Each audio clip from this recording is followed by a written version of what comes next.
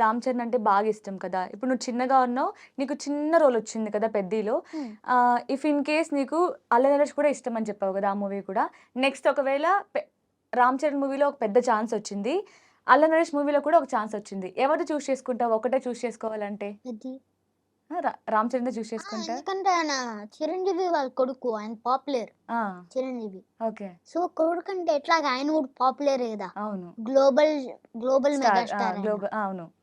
So, అది తీసుకున్నాననుకో, ఆ! నేను గూడా గ్లోబల్ క్యూట్ స్టార్ అయిపోతాను గదా! వావ్! సో, నీకు చాలా ఐడియా ఉంది గదా! ఆ! పెద్ద ప్లానింగ్ ఏసావు చిన్న ఏజ్‌లోనే. ఆ! హ్మ్.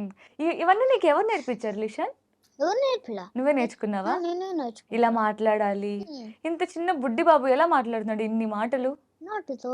నోటితోనేనా? మామూలుగా నోటితోనే మాట్లాడతాం గదా! ఓకే. నీకెలా అంటే చిన్న బాబు అంటే కొంచెమే నాలెడ్జ్ ఉండిద్ది గదా! నీకింత నాలెడ్జ్ ఎలా వచ్చింది? మీ మమ్మీ నుంచా? మీ డ్యాడీ నుంచా? లేదంటే బుక్స్ నుంచి నేర్చుకున్నావా? బయట నుంచి తెలుసుకున్నావా? బై టీవీ నుంచి. టీవీ నుంచా?